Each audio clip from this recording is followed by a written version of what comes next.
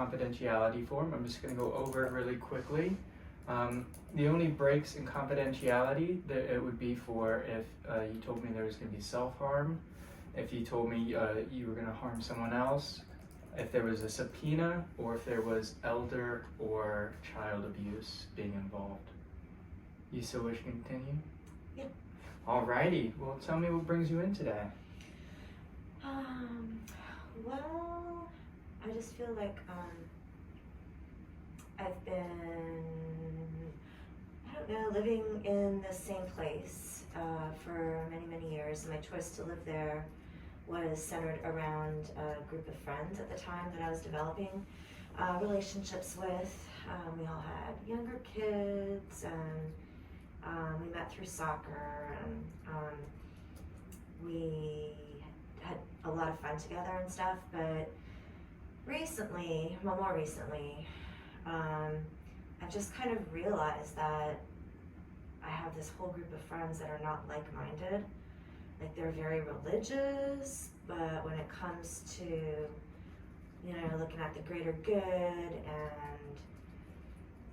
calling a spade when people are being marginalized and mistreated and discriminated against, even though they're super religious, they think it's okay. And a lot of our conversations have kind of stemmed from the recent political environment, and that just, over the last 4.5, 5 years, I've just realized that,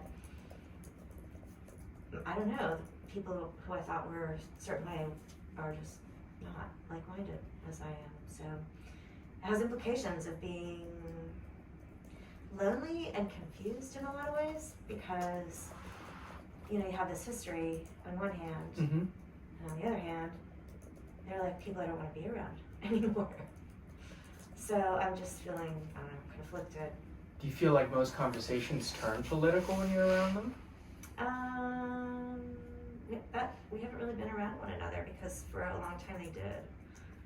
And it just got too annoying for me and too annoying for them. So. That sounds like a difficult place to be in.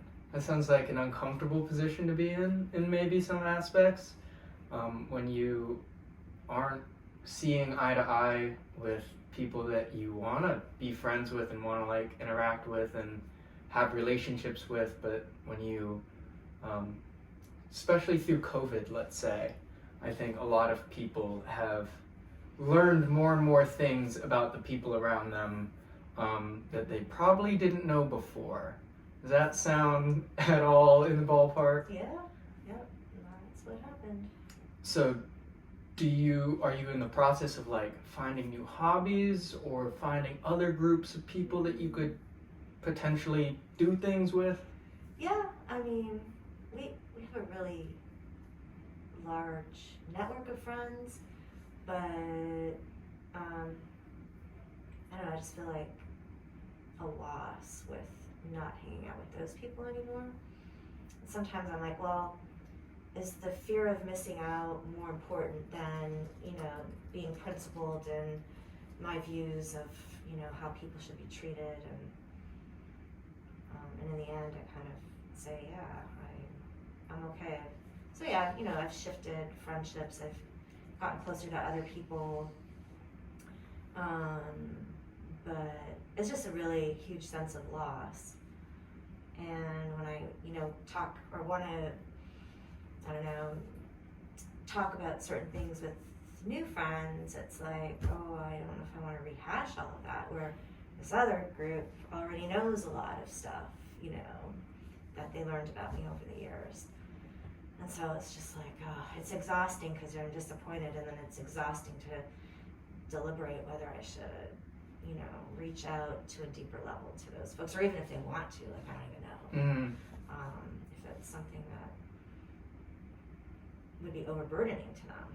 Yeah, it's definitely interesting that the world is, I feel like more topics are becoming political, and so definitely when conversating with people around us, it becomes in my eyes, almost like a land minefield. Like you don't want to step in the wrong place, and you're just kind of trying to get through things, I guess. In a way. Yeah, that's an interesting analogy because like a landmine is like, oh well, you kind of have to step on one to see where Where it goes. thoughts are, and if you know you can go down certain paths with them, and so yeah, it's kind of that's what's exhausting about it because you know you get to a certain point in your life and you just kind of want to be settled and you don't have to worry about that stuff, and it's kind of hard because like I don't have a nuclear family. Well, I mean I have my children and my husband, but my parents. I'm an only child, so my parents live very far away, and so we, you know, haven't really been. There hasn't been an avenue to have conversations about politics and stuff. I kind of developed my own understanding of what's going on here because I'm not American, but I've lived here for a long time, so my political growth has been in this country, and so. Talking to people from elsewhere isn't the same as having people here. I bet it offers some different perspectives for sure. Well, and I think that's maybe what everyone struggles with because, I mean, I'm from Canada. We're socialists there. We appreciate capitalism in a lot of ways, but I mean, people look out for each other, and to have a lot of rhetoric about, you know, what's mine is mine, and maybe people don't really talk that way, but it's just an underlying overtone of things. And it's, you know, it's about power and not really looking at the greater good. Yet here, the hypocrisy of this whole group, you know, they've grown up together. Or they've known each other longer than I have, but I've known them. But they're very hypocritical because, you know, on one hand, they're very religious and are about spreading the word of God and so forth. And I don't really share that view of them. You know, I grew up Catholic and I kind of separated my lifestyle from the rituals. I mean, I feel like you can be religious and moral, you can be religious and immoral, which is what I'm thinking there in a lot of ways. But you can also be not religious and moral. And so I kind of, you know, navigate that whole thing too. When my kids were growing up, they, you know, were invited to go to church with them, and like, we had our own church that we were going to. My husband is Greek Orthodox. So we raised our children with that faith base. But we just didn't want to have them going to the other church.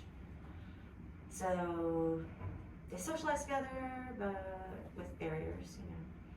What do you mean by barriers? Well, we didn't want them to go to get acclimated to that church because a lot of what the church supported was, I don't know, it was, well, let me give you an example. A friend of mine who went to the same church as a different friend group has a son, and he was in the process of being diagnosed with Asperger's. And he went to this church group, and you know, Asperger's kids sometimes act out and things, and they were thinking of it as like just a regular disciplinary issue. And so when she walked in to pick him up, they were surrounding him, and they were praying for him to basically be a nicer person to his friends, kind of thing. And that was just a very odd thing for her to walk into. And then I started thinking about that. I'm like, well, you know, if you're new to a church and that happens, and you don't know the people, and that like, why do people think that's okay to do to a kid? Like, I don't understand. But anyway, there's just a lot of weird things like that I just didn't want to expose my kids to because it just wasn't their norm. Like, you know, they can grow up that way. Sounds a little out there. Yeah, I mean, maybe not. I mean, if we understand where it's coming from because you've grown up that way, that's different than going, oh, you know, is this a circle of love or are you being singled out? You know, how do religion is definitely like a culture. Yeah. It's like a culture within itself. And each of them have their own different little cultural things. Yeah, that's true. So anyway, I'm just kind of at a loss of where what I should be doing. Like, is it just worth it, or? Sounds like you're really passionate about politics. I don't mean to be, but I just can't stop thinking about the hypocrisy of. Have you thought about joining any political activism groups? Yeah, you know, ironically, I have participated in primaries when I first moved here, Mm-hmm. and it was with the Republican Party at the time. You know, it wasn't so controversial as Mhm. like, I don't know, over 20 years ago. John McCain was in the primaries, and you know, most people think he's grown, or he was a decent guy in the end, in his entire career really. But compared to what's going on now. In that party, I would never have done that. But my friend invited me, and I was just, new. I've been living in the States for maybe 5 years. It was my 5th year, I think, yeah. So I got a taste of that just by helping at the elections, but the primaries. But like I said, it's not really. I did canvass one time. I think for when Barack Obama was running for the first time. But back then I had kids and I didn't really have the time to. I thought that'd be a good idea to follow. But at the same time, my conflict was like looking back in the past and being disappointed that, that friend group doesn't serve its place in my life right now. So that won't go away if I find new friends. So new friends aren't really what I need. It's more, I don't know, maybe just not thinking about them anymore. Or finding a way to cope with the fact that they're just not, I don't know, like me. So sometimes that's all you can do, because you can't really change other people, and so it's kind of just a navigation of sorts on figuring out what's okay to talk about with them, what maybe triggers you, what maybe triggers them, what you should probably just not talk about at all, what everybody loves to talk about. So it's like a chess game. Yeah, that takes away the authenticity of friendship though, so that's what I'm struggling with. I'm Yeah. not quite sure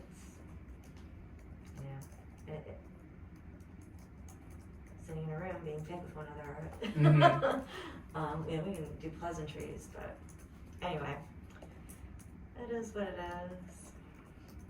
Well, do you have anything else you'd like to discuss today? No. Alrighty, well, thank you for coming in. Oh. You are recording, right?